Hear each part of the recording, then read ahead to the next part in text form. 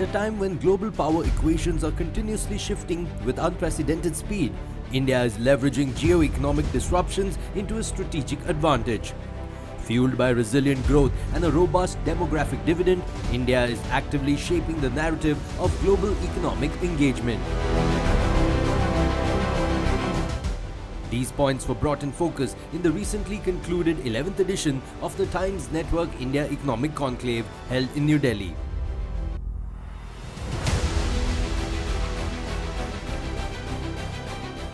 This year, the theme of IDFC First Bank Presents India Economic Conclave was Navigating Geoeconomics, in line with the current flux in the world order. Up next in this episode, watch Rajan Bharti Mittal, Vice Chairman Bharti Enterprises, elaborating how India can benefit from geoeconomical volatility and use these fluid changes to its advantage.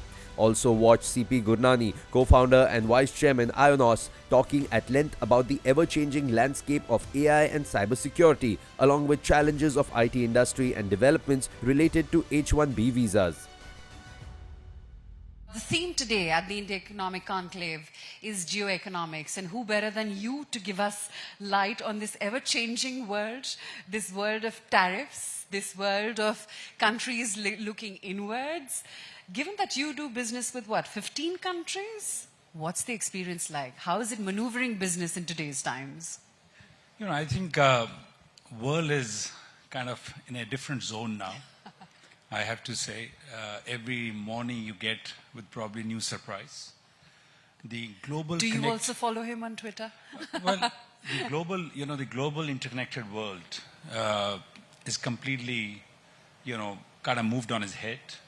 The multilateralism is pretty much dead, I have to say that. If you see all the, multilateral forums, there's no conversation. So it is more bilateral. And that has truly changed the way countries are working, the business leaders are working.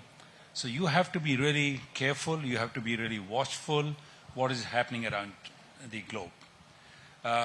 Tariffs, as you have spoken about it, and I'm sure most of the political leaders must have also spoken about it. It's a new element. We've never heard that every nation comes around with their own tariffs. The WTO was supposed to manage that. It's all gone out of the window, as I would say. So we have to be now much more agile, much more nimble, much more strategic, I would say. And for that, I have to say the Indian leadership, political, economic, is doing a great job. I think we are holding our ground. Some temporary blips are there, which are bound to happen in every course of change that takes place. But I think India is holding up. As I see my company, we are in African continent, we are in South Asia, India, of course. There are certain challenges, but I believe that strategically, if India has to place itself, which it is doing, the major markets, US, EU, we have to be aligned with them. India is a large export market. Technologies is sitting there. Capital is sitting there. Research and development is sitting there. So we have to align. Trade is only one part. Services, which is away from trade, defense, technology, financial capital. So we have to align with all these factors. Hopefully, EU and India should have the FTA. Yeah. I hear the teams have been here. Hopefully, the war will end, which will bring at least 25% tariff, which was just because of that, should come down. So I think things are moving. We have to wait and watch. No comment on India-US? Hopeful it's going to happen soon? We should always be hopeful. It's a major trading partner. It's a major alliance that we have as we go along. And I'm hoping national interest, as you see, and as we hear from the political leadership, that is not to be compromised. And as business leaders, we will and we are aligned with the government. You cannot have national interest where small scale, agriculture, there are areas which will get affected as I hear the demands that are coming from the other side. So we have to be cognizant that we must hold our ground. National interest is paramount. Even if the businesses are hit for a short while, we should live with that. There are ups and downs in businesses. There is a cyclical things. This is one of it. We must take it in our stride. But, you know, Mr. Mittal, in the conversations that we've had on this platform today, the one thing that I've picked up is in terms of how businesses are dealing and navigating geonomics, if not US, let's partner with some other country. Let's look at what we can do in Saudi Arabia. Let's look at what we can do in Dubai. Let's look at the Far East. As an industry leader, would you say that the time has come to maybe not put all your eggs in one basket and be more of a global trade alliance partner for companies? What would your message and advice be? My advice is it's not either or. We have to have actually relationship, partnerships, economic partnership with everybody. We've signed a FTA with UAE, with Saudi, Oman is happening, as I understand Prime Minister is there. New Zealand, we've done it. Thailand, ASEAN, EU will happen. So I am pretty certain that we are moving as industry leaders, and the Indian industry is moving, not having all eggs in one basket. Even our exports, I saw the data that we all saw, it has actually enhanced, it's not dropped, which means really the Indian entrepreneurs are looking beyond one or two big markets. BRICS is there as our partners, so we have to expand our market. That's a given. And I think the nature of the alliances, the nature of businesses now should be to expand newer markets. Africa is a big continent, younger population, billion people over. By 2030, 25% of the young working population will be in the African continent. India and Africa go long back, both politically, economically. There is no reason for us not to expand there. There are challenges in, let's say, LATAM. Language sometimes is a barrier, but Africa is an English speaking, it understands, and I always say Indians are quite used to managing this kind of a little chaos. There is no different out there. So we are probably much set to do that, and there are many other countries which are to align with India. So I wouldn't say all eggs in one basket. I would say we should have diverse baskets to deal with. But you know, as we see, the world is also moving towards and perhaps even fighting and competing for digital infrastructure, the space in which you come in and are a dominant player here in the Indian market. How do you see the world navigate through digital infrastructure where everyone's vying a piece of each other? The DPI, in particular in India, the digital public infrastructure, I think is done extremely well. And this model can be transported definitely to countries around us, SAARC, South Asia, Africa. And of course, partnership in the global partnerships as we are doing it.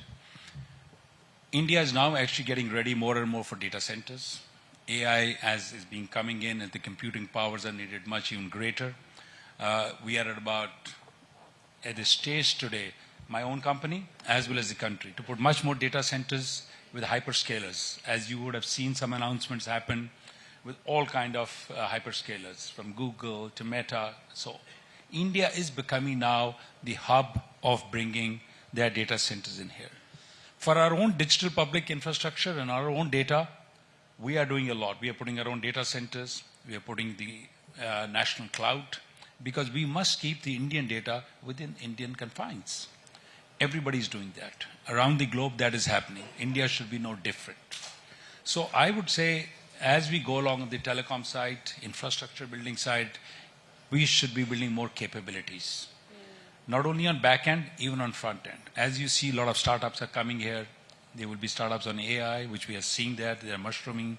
The growth is happening. So India is very much aligned, ready for digital infrastructure. That brings me to Starlink. You're perhaps the one company which is currently doing business with a US company. Tell me, how does business with Starlink pan out? And did it get impacted with this tariff tirade, which is still on? We also, Starlink is one of the service providers. I also have OneWeb, which my own company does that. So this is, the satellite is actually a complementary. It's not competing product between terrestrial and that. Especially in countries like India, with the pricing of terrestrial, and which is almost 90% digitally connected, has reached. Starlink OneWeb, Starlink and other constellations that will come, they're more to connect the unconnected, where one doesn't reach, maritime, defense, and industries, oil rigs, where it's very, very hard to reach. So it will be a complementary, and we've also tied up with Starlink as Airtel to serve the customer. My job at the end of the day is to serve the Indian customer which is not connected.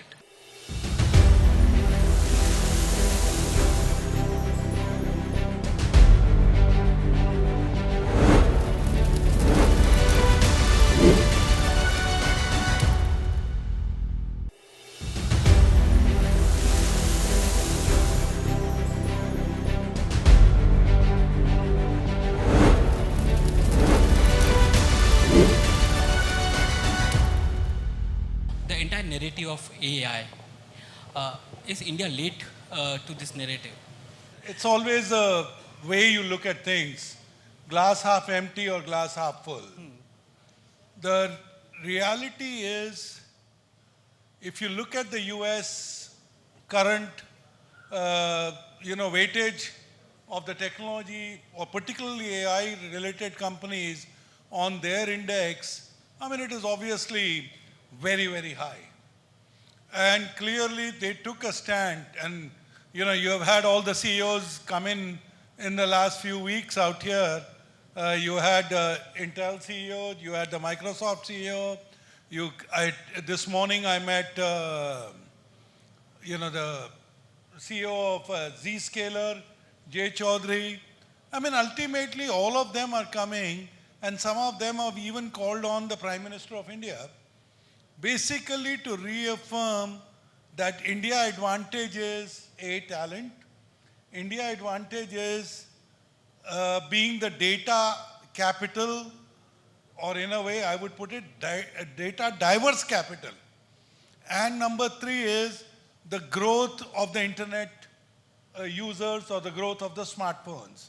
I think if you capitalize on all of this, I think the party has only started now. We may have missed the infrastructure bus, but we have never been in the infrastructure or the foundational infrastructure.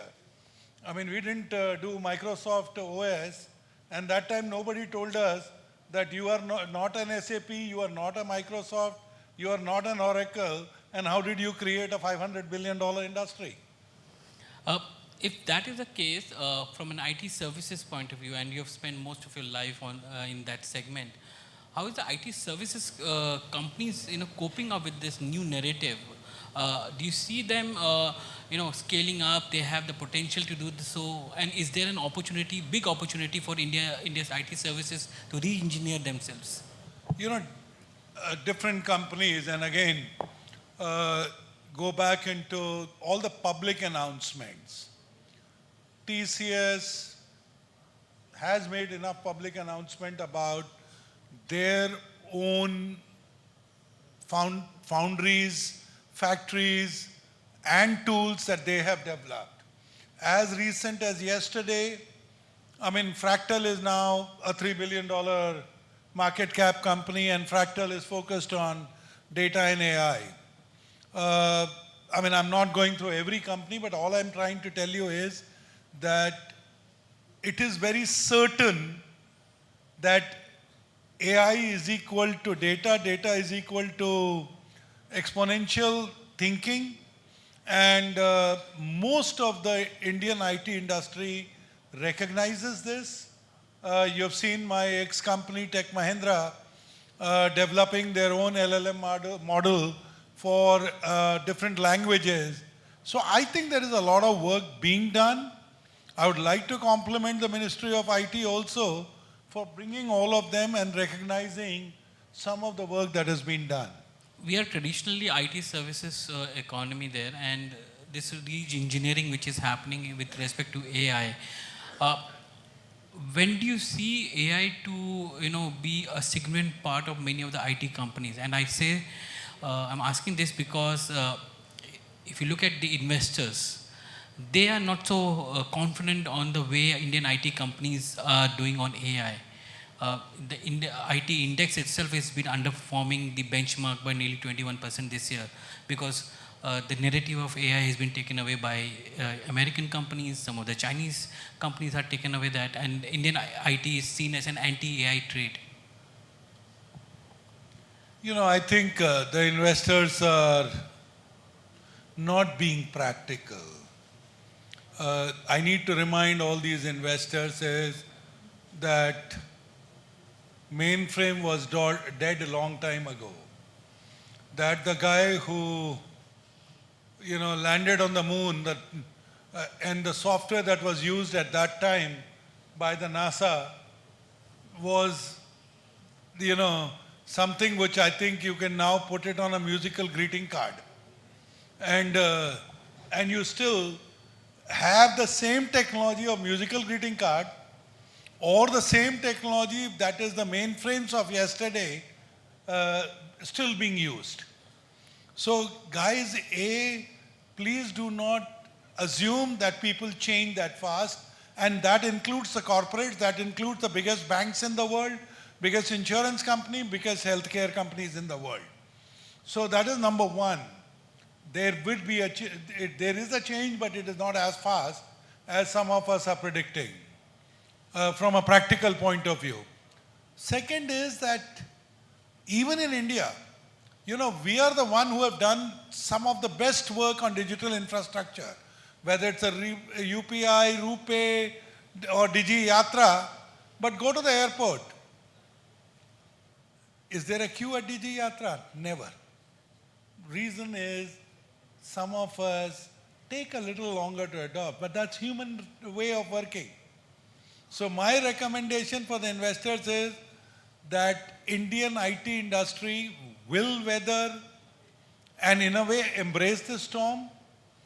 I think they are excited about it, that ultimately AI is probably being seen as a magic bullet, but it takes a little longer. Think about all the things that you hear, and each one of you reads in the newspapers the same time.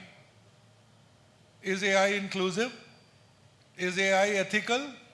Is AI protecting your copyrights?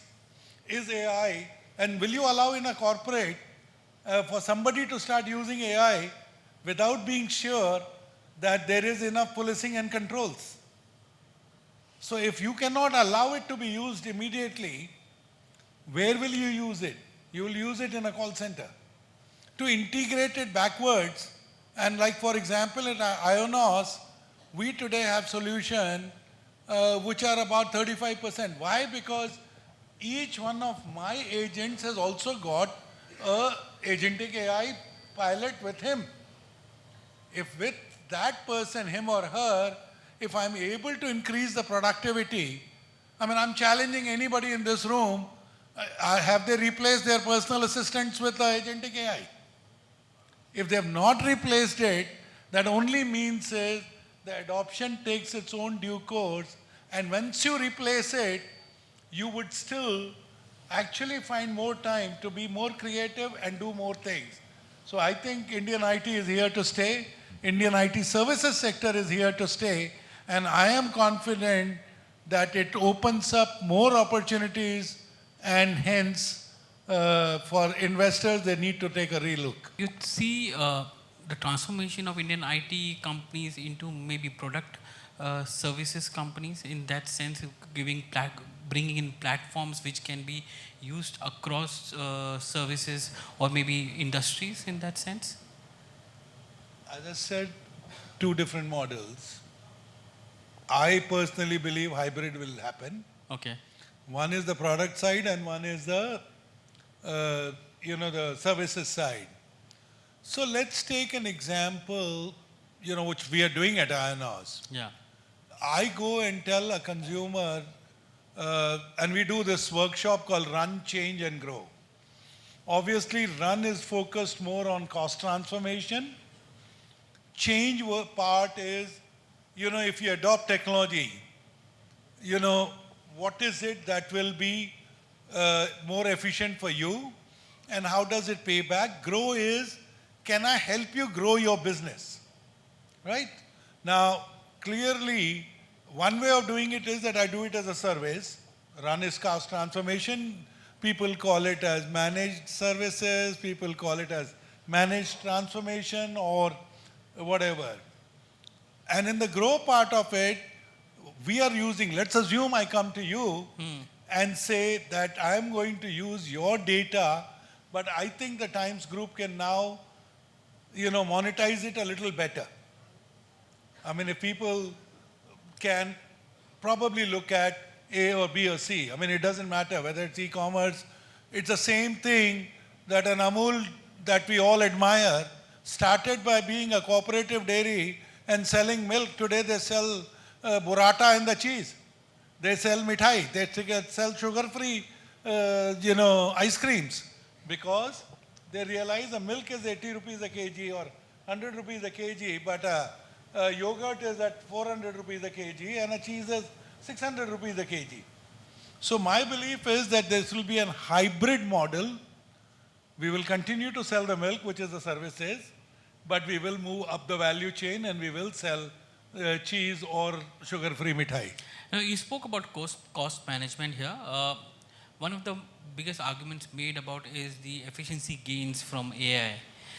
As someone who has been, into this business and you've been providing products to companies, what is the kind of actual efficiency gains through AI?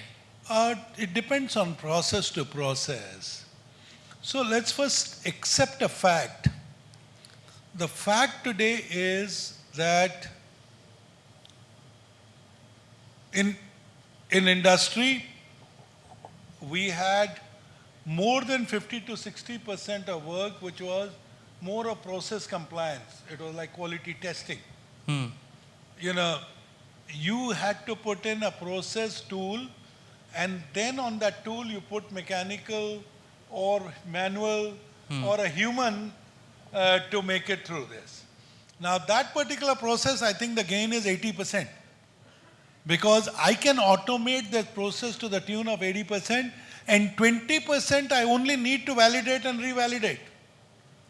Now similarly, if I were to take a blind guess on when the BPO industry matures and starts adopting, today my service offering, it says because of my usage of Intellimate, we call it an Intellimate, the agentic AI platform, that Intellimate usage on the call center, whether it is answering emails or whether it is answering queries or whether it is rebooking, whatever. I mean, you can think of any complex environment, I can guarantee 30% saving. So that means I'm using 30%, minimum 30% less manpower. I mean, agentic AI is not free. Yeah. I mean, it has also got a cost because I have to pay the infrastructure guys, for whatever time that I'm using. But let us say the minimum wages in US is $20. Even if I put all infrastructure costs, it cannot cost more than $2. So there is a cost saving and there is an efficiency saving. So yes, over a period of time, I think in the technology side also, both on engineering, development and deployment, I think the BPO industry will get to about 50% efficiency gain, and IT technology industry would be 30%.